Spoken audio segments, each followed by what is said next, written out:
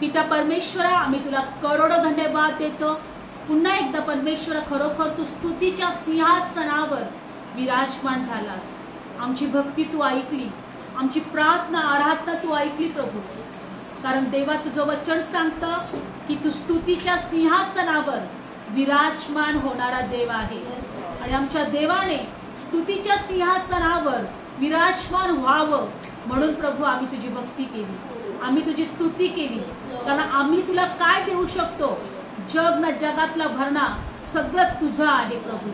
जसं तू आम्हाला वचन दिलं की मी स्तुतीच्या सिंहासनावर विराजमान होईल, तुमच्या ओठाचं फळ मला द्या, स्तुतीचं यज्ञ अर्पण तुम्ही मला करा।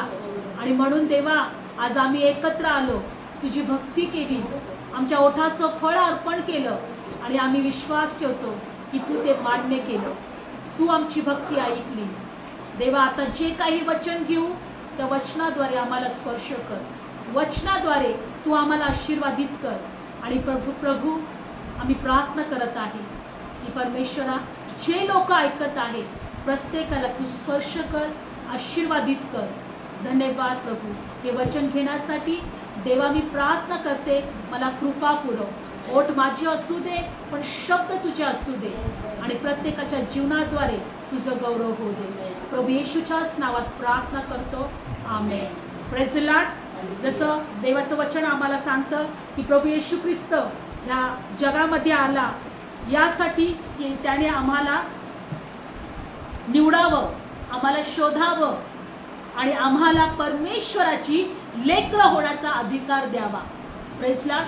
कारण एक देव आहे, तो स्वर्गातला परमेश्वर आहे, तो पवित्र आहे आणि बायबलमध्ये दिलेला आहे का तो आम्हाला त्याच्या जवळ घेऊ शकत नव्हता, कारण की आमच्यामध्ये काही चांगलं नव्हतं। पण येशूच्या द्वारे त्या परमेश्वराने आम्हाला नीतिमान ठरवलं, पवित्र ठरवलं, आम्हाला त्या देवाची लेकरं होण्याचा अधिकार दिलाय आणि म्हणून आम्ही देवाच्या राज्याचे वारसदार आहोत। आज आम्ही या ठिकाणी यासाठी एकत्र आहोत कारण त्या देवाने आम्हाला निवडलेलं आहे। देवाचं वचन असं सांगत आहे, योहान शुभवर्तमान। आज आपण या वचनामध्ये बघणार आहोत, एक आंधळा भिकारी होता, तो जन्मापासून आंधळा होता। काय होता तो? येशूने कशा प्रकारे त्याचा आंधळेपणा दूर केला, त्याचं जीवन बदललं, आज आपण वचनातून शिकणार आहोत। योहान शुभवर्तमान। पण त्यासाठी येशू ख्रिस्त त्या आंधळ्याला बरं केल्यानंतर प्रभू येशू काय म्हणाला हे वचनातून आपण पाहणार आहोत। योहान शुभवर्तमान 9वा अध्याय आपण पाहणार आहोत। योहान शुभवर्तमान 8वा अध्याय, 8वा अध्याय, 9वा अध्याय आणि 39 वचन। योहान शुभवर्तमान 9वा अध्याय 39 वचन। तेव्हा येशू म्हणाला, मी न्याय देण्याकरता या जगात आलो आहे। प्रभू काय म्हटला? मी न्याय देण्याकरता या जगात आलो आहे, यासाठी की जे पाहत नाही त्यांनी मला पाहावे आणि जे पाहतात त्यांनी आंधळे व्हावे। Praise the lord. प्रभू येशू ख्रिस्त काय म्हणत आहे? मी यासाठी जगात आलो आहे, जे पाहत नाही त्यांनी पाहावे आणि जे पाहतात त्यांनी आंधळे व्हावे। आज वचनातून शिकणार आहे, प्रभूने आम्ही आत्मिक रीतीने आंधळे होतो, पण आम्ही देवाला पाहावं, आम्ही देवाला ओळखावं म्हणून त्या प्रभूने आम्हाला निवडलेलं आहे। पण जे लोक म्हणतात की आम्हाला स्पष्ट दिसत आहे, आम्हाला ह्या जगाचं ज्ञान आहे, आम्हाला काही समजून घेण्याची, ओळखण्याची गरज नाहीये, ते लोक आंधळे व्हावे। प्रभू असं म्हणतो की त्या लोकांनी, जे लोक पाहतात त्यांनी आंधळे व्हावे किंवा जे पाहत नाही त्यांनी पाहावे, म्हणून येशू म्हटला मी जगामध्ये आलो आहोत। आज प्रभूने आम्हाला देवाला आम्ही पाहावं, देवाला आम्ही ओळखावं, देव कोण आहे हे आम्ही समजावं, आमचे आत्मिक डोळे उघडावे म्हणून आम्ही देवाच्या जवळ बसलो आहोत किंवा त्या प्रभूने आम्हाला निवडलेला आहे। बायबल सांगते एक आंधळा भिकारी हा जन्मापासून आंधळा होता आणि बायबल सांगतं की येशू येशू त्यांना म्हणाला, काढूया वचनामध्ये, योहान शुभवर्तमान 9वा अध्याय. जेव्हा शिष्य प्रभू येशूला म्हटले की हा जन्मापासून आंधळा का आहे, हा जन्मापासून आंधळा का आहे, याच्या आई वडिलांनी पाप केलंय म्हणून हा आंधळा आहे का? मग प्रश्नात काय दिलं आहे बघा, येशू त्याच्या शिष्यांना काय म्हटला. योहान शुभवर्तमान 9वा अध्याय आणि 1लं वचन. तो पुढे जात असता त्याने एक जन्मापासून आंधळा मनुष्य पाहिला. तेव्हा त्याच्या शिष्यांनी त्याला विचारले. ते म्हणाले, रब्बी, हा आंधळा असा जन्माला असे पाप कोणी केले, याने किंवा याच्या आई बापांनी? येशूने उत्तर दिले, याने हे पाप केले नाही किंवा याच्या आई बापांनीही केले नाही, तर याच्यामध्ये देवाची कामे प्रकट व्हावी म्हणून असा जन्मला आहे. 4. दिवस आहे तोपर्यंत त्याने मला पाठवले, त्याची कामे आम्हाला केलीच पाहिजे. रात्र येत आहे तेव्हा कोणाच्यानेही काम करवत नाही. मी जगात आहे तोपर्यंत मी जगाचा प्रकाश आहे. Praise Lord. दिवस आहे तोपर्यंत ज्याने मला पाठवले त्याची कामे मला केलीच पाहिजे. बघा, या ठिकाणी येशूला शिष्यांनी प्रश्न विचारला. एक जन्मापासून आंधळे असलेला मनुष्य त्यांनी पाहिला आणि शिष्यांनी प्रभू येशूला विचारलं, हा जन्मापासून आंधळा आहे, याचं कारण काय आहे? यांनी पाप केलंय किंवा याच्या आई वडिलांनी पाप केलंय? बघा, जन्मापासून जो आंधळा आहे हा आईच्या उदरात असताना काय पाप करेल? म्हणून शिष्य काय म्हटले, याच्या आई वडिलांनी पाप केलंय म्हणून हा असा जन्मला का? पण प्रभू येशू काय म्हटला, नाही, याच्या आई वडिलांनीही पाप नाही केलं किंवा यानेही पाप नाही केलं, पण याच्यामध्ये देवाची कामं प्रकट व्हावी, देवाची कामं दिसावी म्हणून हा आंधळा आहे. आज जगामध्ये किंवा आम्ही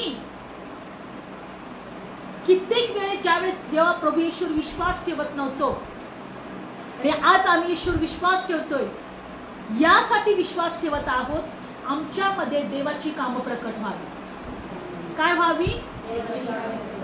आज आम्हाला देवाने या जगामधून यासाठी निवडलेलं आहे, आमच्यामध्ये देवाचं गौरव व्हावं. एक देव आहे, आकाश पृथ्वीचं निर्माण करता, ज्याने प्रत्येक मनुष्याला निर्माण केले, ज्याने मनुष्याला आईच्या उदरामध्ये घडवलंय, ज्याने मनुष्याला आईच्या उदरातून जगात बाहेर काढलंय, पण मनुष्य त्या सार्वकालिक जीवनासाठी तो योग्यतेचा नव्हता, तो नीतिमान नव्हता, तो पवित्र नव्हता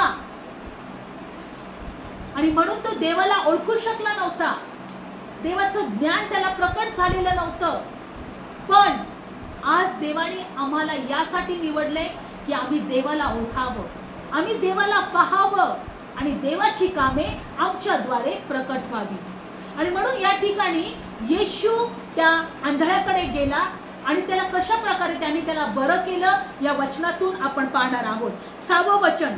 मग असे बोलल्यानंतर तो जमिनीवर थुंकला आणि थुंक्याने चिखल करून त्याने चिखल त्याच्या डोळ्यात लेपला आणि त्याने म्हटले, जा शिलो नावाच्या तळ्यामध्ये धु. शिलोह म्हणजे पाठवलेला. म्हणून तो गेला आणि धुतल्यावर तो डोळ्यांनी पाहत आला. म्हणून शेजारी आणि ज्यांनी त्याला पूर्वी पाहिले होते, तो भिकारी होता हे ते म्हणाले आणि जो बसून भीक मागत होता तो हाच नव्हे काय? असे कित्येक म्हणाले, तो हाच आहे. दुसरे म्हणाले, नाही, पण त्याच्यासारखा हा आहे. आणि तो म्हणाला, मी तोच आहे. बघा, येशूने काय केलं या ठिकाणी, जेव्हा हा आंधळा मुलगा, हा आंधळा माणूस येशूकडे आला किंवा येशूने त्याला पाहिलं, तेव्हा येशूने काय केलं, एका ठिकाणी जिथं पाणी नव्हता, येशू त्या ठिकाणी थुंकला आणि त्या ठिकाणी त्याची काय केलं, चिखल केलं. त्या पाण्याचं काय केलं आणि त्यांनी त्या मनुष्याच्या डोळ्याला लावलं. काय केलं त्यांनी? आणि येशू त्या भिकाऱ्याला म्हणाला, जा शिलोह नावाच्या तळ्यामध्ये धु. बघा, मला माहित नाही या वचनामध्ये असं काही कुठंही लिहिलेलं नाही की ते तळ त्याच्या जवळ होतं का लांब होतं. पण ह्या भिकाऱ्याचा किंवा ह्या आंधळाचा विश्वास किती मोठा होता. पहिली गोष्ट, येशूने त्याला चिखल केला आणि त्याच्या डोळ्याला लेपलं, पण तो हे म्हटलं नाही का ह्या चिखलाने मी काय बरं होणार आहे का. त्याने त्याच्यावर विश्वास ठेवला आणि येशू त्याला म्हटलं जा तळ्यामध्ये जाऊन धू. विश्वासाने तो तळ्यापर्यंत पोहोचला. तो भिकारी होता, जाईपर्यंत तो तळा किती लांब होतो माहित नाही. इथं असं लिहिलेलं नाही का कोणीतरी त्याचा हात धरून त्याला तळ्यापर्यंत नेलं, पण तो हळूहळू हळूहळू त्या तळ्यापर्यंत पोहोचला. कारण त्याच्यामध्ये तो विश्वास होता का जर मी त्या तळ्यापर्यंत पोहोचलो आणि मी त्या तळ्यामध्ये माझे हे डोळे धुतले तर मी पूर्ण बरा होईल. लक्षपूर्वक ऐका, त्याच्यामध्ये तो विश्वास होता. जर त्याने विश्वास ठेवला नसता तर आपल्या डोळ्याला जी माती त्याने लावली होती ती त्याने धुतली, पुसून टाकली असती. हे काय केलंय प्रभू तू, किंवा मला तर तू कोण आहे हे माहीतच नाही. आतापर्यंत मी कधी असं ऐकलं नव्हतं की कुणाला तरी असा लेप लावलाय, माती लावली आणि त्याने पाण्याने धुतलंय आणि त्याला दिसायला लागले.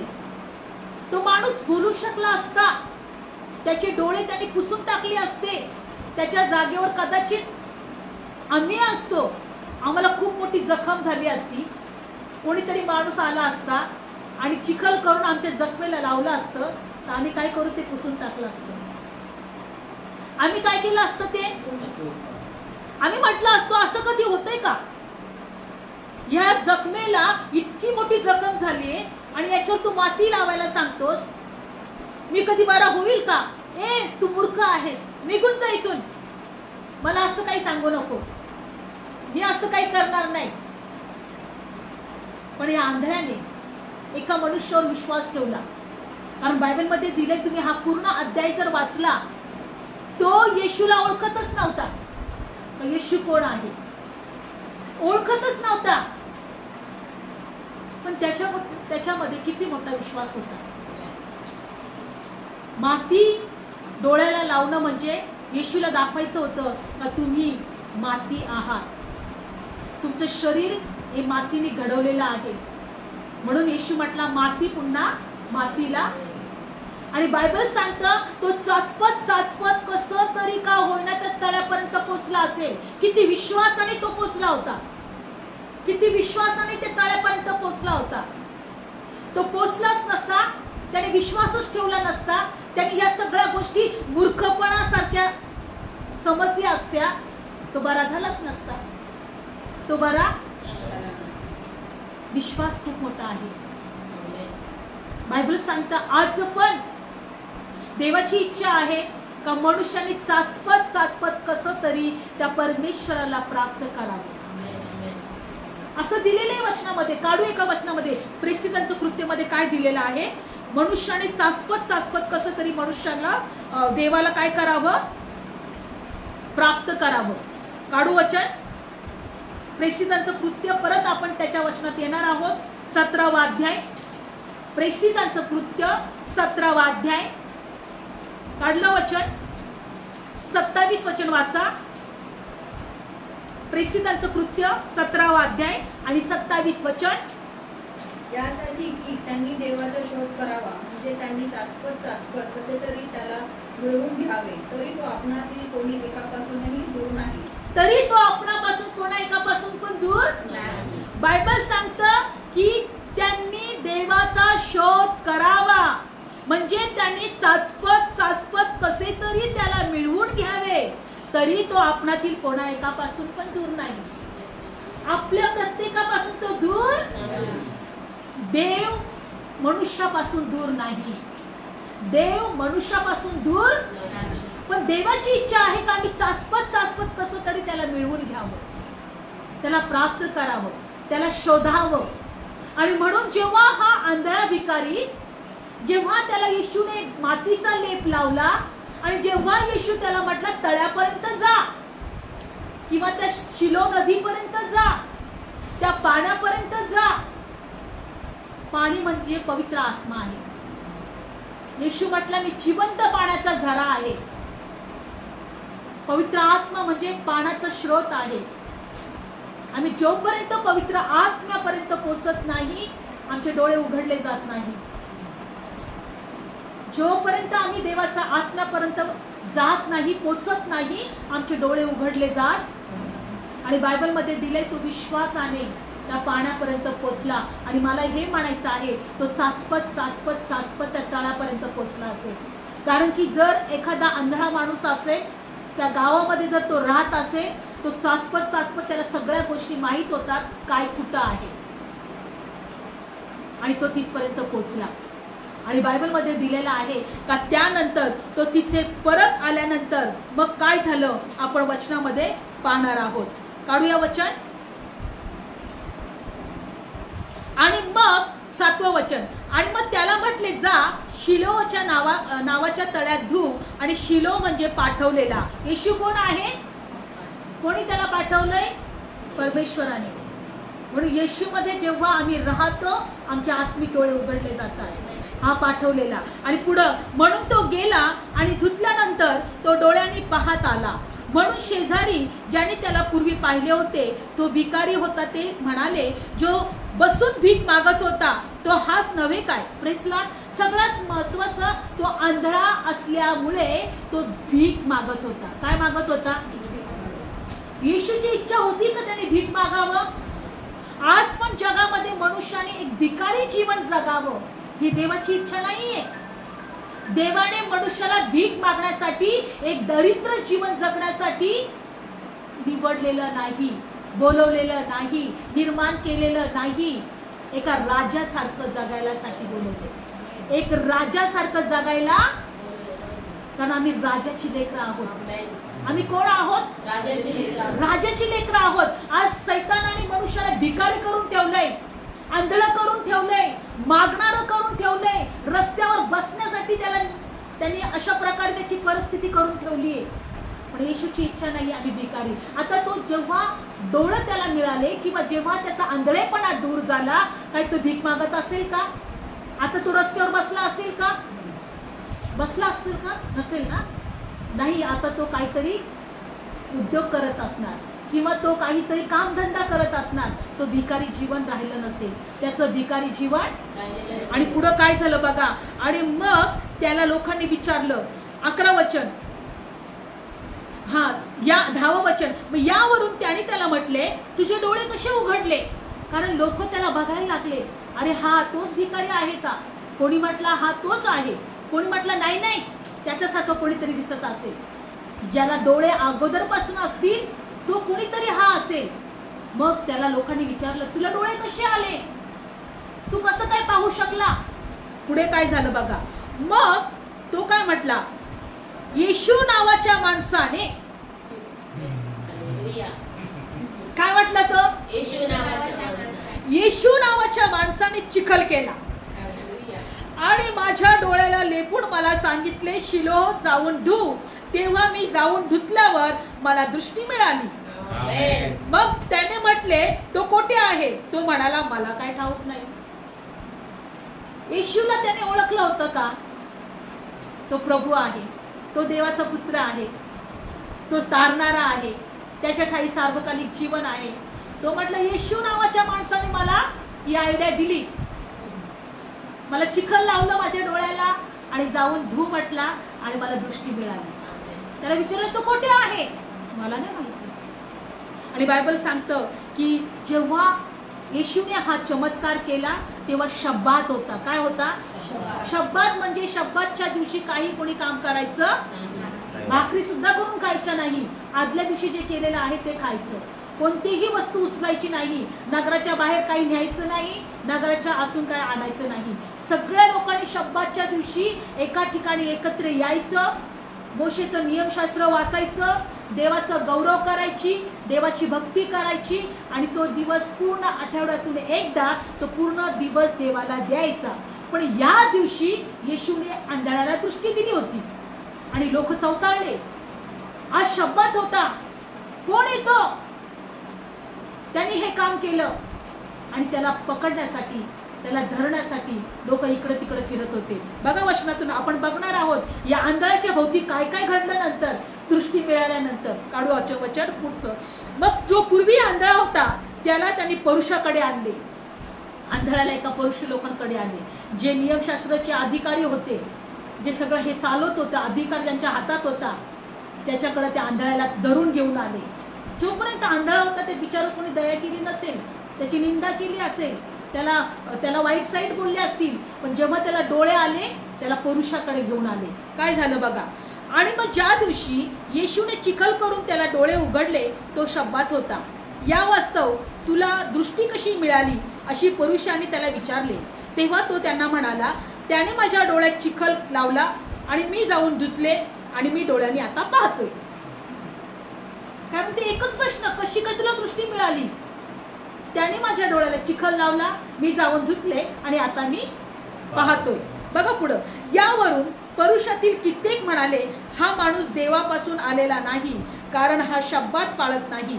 पण दुसरे म्हणाले, पापी माणसाला असे चमत्कार करता येतील का? आणि त्यांच्यामध्ये फूट पडली. आणि म्हणून ते आंधळ्याला म्हणाले, त्याने तुझे डोळे कसे उघडले, याविषयी तू काय म्हणतोस? तेव्हा त्याने म्हटले, तो कोणीतरी संदेष्टा आहे.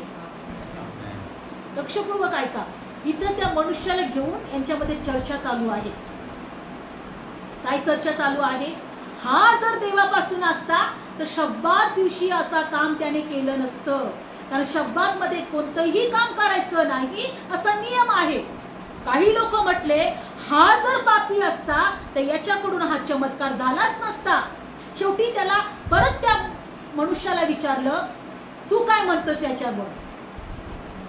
तू सांग, तुझं काय मत आहे? तो म्हटला की हा तो कोणीतरी संदेष्टा असणार आहे.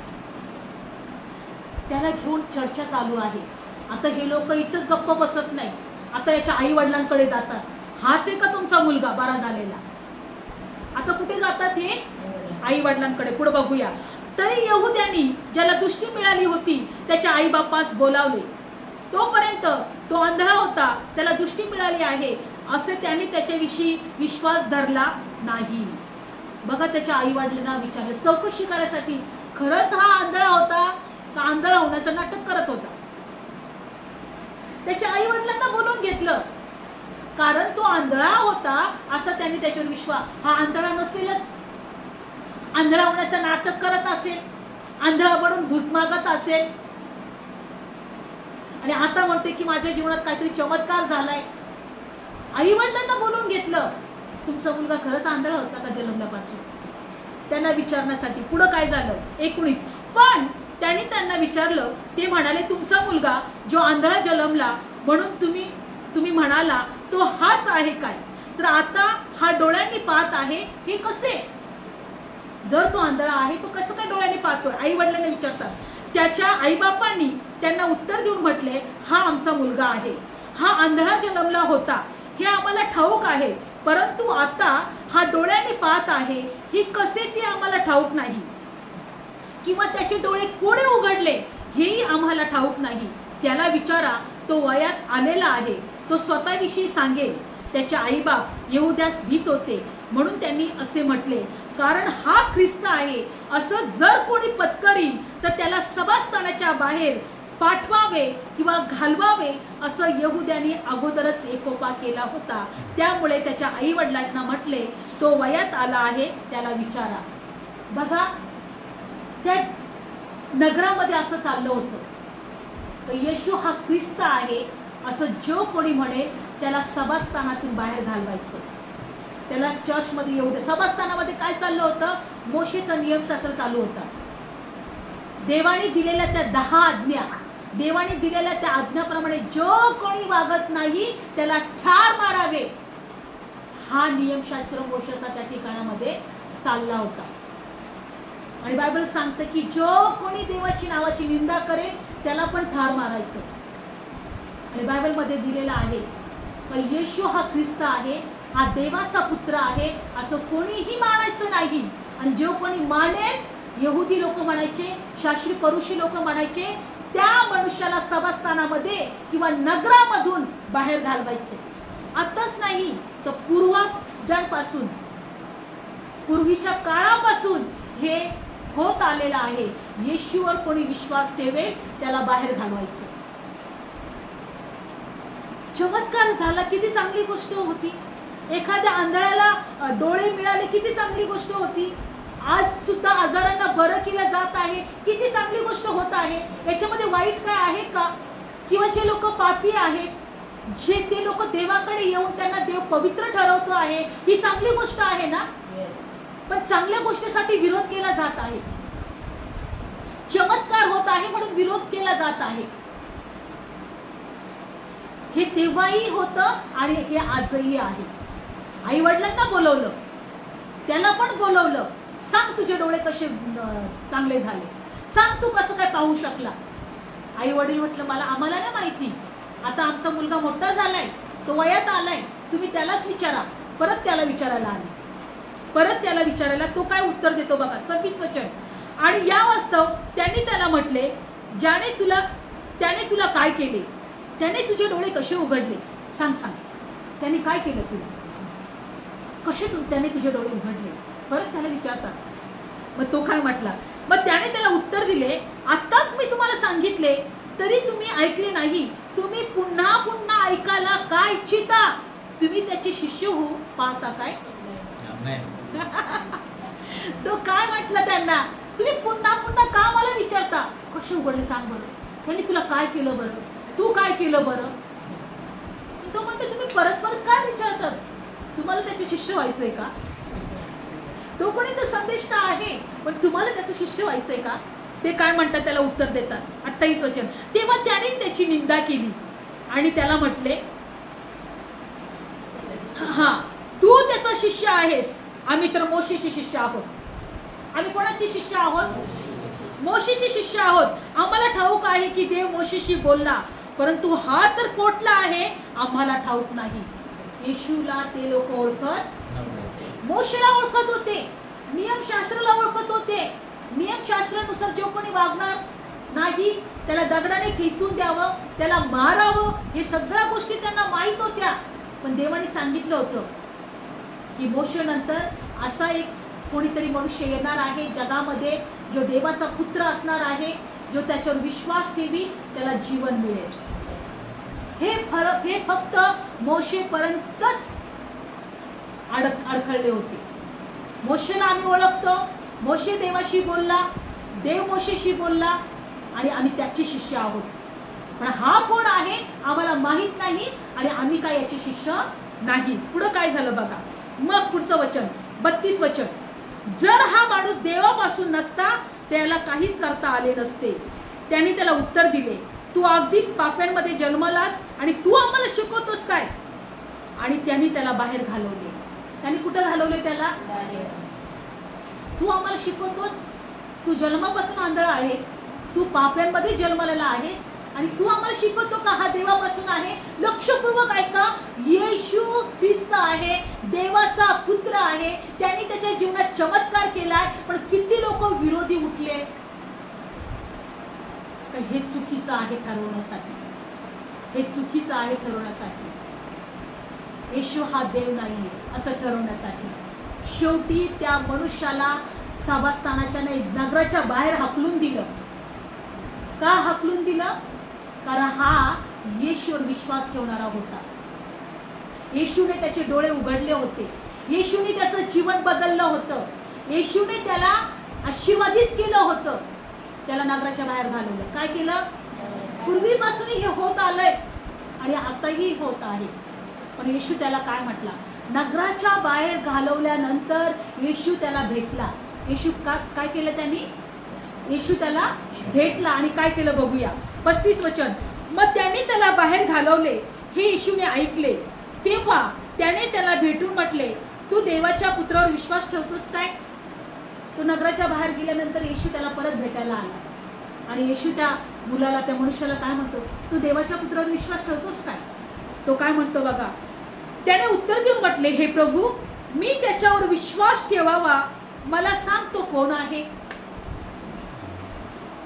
तो आंधळा काय म्हटला, मी विश्वास ठेवी, पण तो कोण आहे, मी त्याच्यावर विश्वास ठेवावा.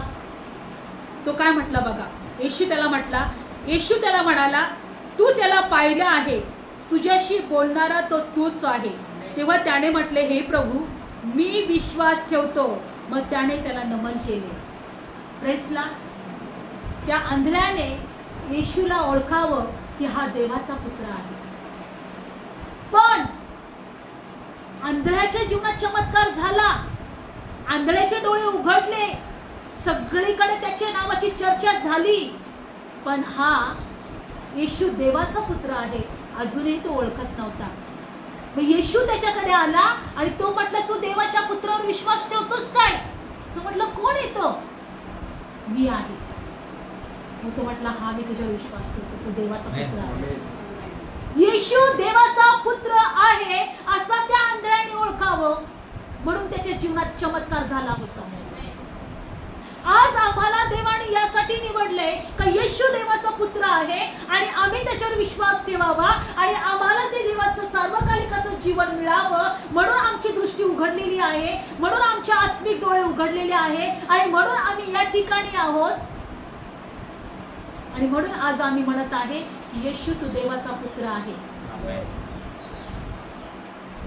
येशू स्वतः त्याच्या जवळ जातो आणि त्याला म्हटला, देवाच्या पुत्रावर तू विश्वास ठेवतोस काय? आणि जेव्हा तो म्हटला, कोण आहे? तो म्हणे, मीच आहे ज्याने तुला दृष्टी दिली. तेव्हा तो म्हटला, हा मी तुझ्यावर विश्वास ठेवतो. आणि त्याने त्यानंतर त्याला नमन केलं. त्याच्या डोक्यावर काय ठेवलं? त्याचं डोकं त्याच्या पायावर ठेवलं. त्यांनी त्याला आशीर्वाद दिला किंवा त्याने त्याच्या डोक्यावर त्याच्या पायावर डोका ठेवला, म्हणजे त्याला नमन केलं, त्याला ओळखलं. मग इथे येशू काय म्हटलं बघा, पुढचं वचन. तेव्हा येशू म्हणाला, मी न्याय देण्याकरता ह्या जगात आलो आहे, यासाठी की जे पाहत नाही त्यांनी पाहावे आणि जे पाहतात त्यांनी आंधळे व्हावे. जे पाहतात त्यांनी, जे पाहत नाही त्यांनी पाहावे. मी यासाठी जगामध्ये आलो आहे, आपण पाहावे म्हणून येशू जगामध्ये आला. पुढचं वचन. तेव्हा ते परुषी त्याच्या जवळ होते, त्यांच्यापैकी कित्येकांनी हे ऐकून त्याला म्हटले, आम्ही आंधळे आहोत काय? पुढं काय म्हटला? येशू त्यांना म्हणाला, जर तुम्ही आंधळे असता तर तुम्हाला पाप नसते, परंतु आम्ही पाहतो हे तुम्ही आता म्हणता म्हणून तुमच्यामध्ये काय आहे? पाप राहत आहे. तुम्ही म्हणता आम्ही पाहतो, तर तुमच्यामध्ये पाप राहत आहे. काय राहत आहे? पण जर तुम्ही म्हणता आम्ही आंधळे आहोत तर तुम्हाला काय होतं? तुम्ही डोळे तुम्हाला देवाने दिले असते. पण तुम्ही म्हणता आम्हाला गरज नाही, आम्ही पाहत आहोत, आम्हाला सगळं काही समजत आहे. याचा अर्थ तुम्हाला देवाची गरज, तुमच्यामध्ये अजूनही पाप आहे. कारण पाप हे सगळ्या गोष्टी उघड करतं. पाप हे सगळ्या गोष्टी, आणि म्हणून तुमच्यामध्ये अजूनही काय आहे? पाप आहे. कारण तुम्ही म्हणता आम्ही पाहतो, पण तुम्ही काय आहात? पाप. तुमच्यामध्ये पाप आहे. तुमच्यामध्ये काय आहे? पाप आहे. म्हणून आज प्रभूने ज्यावेळेस आम्ही आत्मिक दृष्टीने आंधळे होतो त्या देवाने आम्ही त्या देवाला पाहावं म्हणून निवडलं. तो देवाचा पुत्र आहे असं आम्ही ओळखावं म्हणून त्याने आम्हाला निवडलं आणि आमचं जीवन पण बदललं. तो आंधळा होता, तोपर्यंत तो भिकारी होता, पण जेव्हा त्याचे डोळे त्या देवाने उघडले, त्याला डोळे दिले, नंतर त्याचं जीवन पूर्ण बदललं. आज देवाची तीच इच्छा आहे, येशूला आम्ही ओळखावं. येशू देवाचा पुत्र आहे, आमचे डोळे उघडावे, आम्ही त्याला ओळखावं आणि आमचं जीवन बदलावं, ही देवाची इच्छा आहे. डोळे बंद करूया. खरोखर देवबाप्पा, आम्ही या समयी ओळखलेला आहे तू देवाचा पुत्र आहे आणि आम्ही तुला ओळखावं म्हणून तू आम्हाला निवडले. परमेश्वर, आम्ही तुझे उपकार मानतो, आम्ही तुला धन्यवाद देतो. धन्यवाद येशू, धन्यवाद येशू, धन्यवाद येशू. देवबाप्पा, जे लोक पाहत आहेत, जे लोक ऐकत आहेत, आज त्यांच्या जीवनात कार्य कर. आज त्यांचं जीवन पण बदल, त्यांचं जीवन आशीर्वादित कर. सगळं त्यांचा आंधळेपणा निघून जाऊ दे. येशू देवाचा पुत्र आहे, येशूच्या ठाई सार्वकालिकाचं जीवन आहे असा विश्वास प्रत्येकामध्ये येऊ दे. आत्मिक डोळे उघडले जाऊ दे, आत्मिक डोळे उघडले जाऊ दे. ऐकणारे कान, समजणारं हृदय प्रभू आज आम्ही प्रत्येकासाठी स्वीकारतो. आज बायबलमध्ये दिले की सैतानाने लोकांना आंधळे केलेलं आहे, कारण ते अंधारात राहावे, पण तू जगाचा प्रकाश म्हणून आला. आमचे डोळे उघडावे आणि आम्ही त्या प्रकाशाला ओळखावं आणि आम्ही प्रकाशात राहावं, म्हणून देवा तू आमच्याकडे आला आणि आम्हाला तुला ओळखण्याची दृष्टी दिली. आम्ही तुझे उपकार मानतो. जे लोक ऐकत आहेत त्यांना आशीर्वाद दे. जे आजारात आहेत, जे दुखण्यात आहे, जे त्रासात आहे, ओ परमेश्वरा त्यांना प्रत्येकाला स्पर्श कर. जे गरिबीमध्ये आहेत प्रभू प्रत्येकाला तू आशीर्वाद दे. त्यांच्या सर्व चिंता दूर कर. त्यांचं हर एक दुखणं तू बरं कर आणि त्यांच्यावर तू दया कर देवा. प्रभू येशूच्या नावात हे प्रार्थना करत आहे, म्हणून माझ्या देवा तू आई. आमेन.